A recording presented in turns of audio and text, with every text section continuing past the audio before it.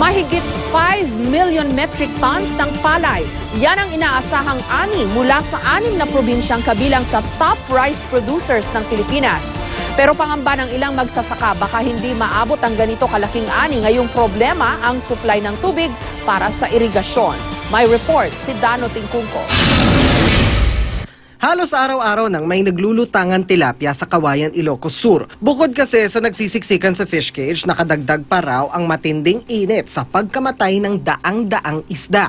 Pero hindi lang ang kabuhayan ng mga mangingisda ang apektado. Nangangamba na rin ang mga magsasaka na tuluyang manuyo ang kanilang mga pananim dahil sa pagbaba ng tubig sa mga ilog. Sa Matalam, North Cotabato, ramdam na ng mga magsasaka ang pagkalugi. Wala na raw kasi silang maani dahil nanunuyo na ang mga ilog. Pinangangambahan tuloy ng mga residente na makaranas sila ng taggutom. Dismayado na rin ang ilang may-ari ng lupang sakahan sa San Ildefonso, Bulacan, gaya ni Barangay Captain Lumberto Bernardo. Matapos kasi ang 4 na buwang paghihintay, nasira lang ang mga palay na dapat sana'y aanihin na. Asman pa dapat anihin yan eh. Kaso lang po. Inabutan nga ng drought. So, hindi na mapapakinabangan yan? Hindi na, ala na. Pagkain na lang ng hype yung dayaming yan. Magkano po ang nagastos ninyo dito? Pinakamababa sa isa hektarya, 17,000. Ayon kay Bernardo, 500 hektarya ng lupa sa barangay Sapang Putik ang hindi na mapapakinabangan dahil sa tagtuyot. Kapos na rin kasi ang tubig ng mga irigasyon mula sa Pantabangan Dam ayon sa Bulacan Provincial Agriculture Office. Pero giit naman ng Upper Pampanga River Irrigation System na namamahala sa Pantabangan Dam, posibleng hindi lang nakasunod ang ilang magsasaka sa schedule ng pagsusupply ng tubig para sa irigasyon.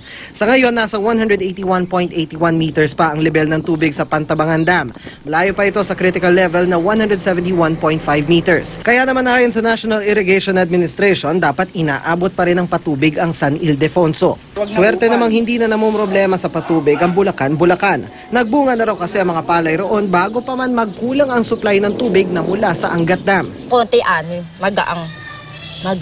Pero tila di na mapigilan ang malulubhang epekto ng tagtuyot sa Pilipinas. Umaasa kasi ang 6 na probinsyang kabilang sa mga pangunahing pinagkukunan ng bigas sa irigasyong sinusuplay ng Angat Dam, Pantabangan Dam at San Roque Dam. Kaya ang pangamba ngayon baka di maabot ang mahigit 5 million metric tons ng palay na inaasahang aanihin sa Nueva Ecija, Isabela, Pangasinan, Cagayan, Pampanga at Bulacan. Pero sa kabila ng problemang ito, may magagawa pa raw tayo.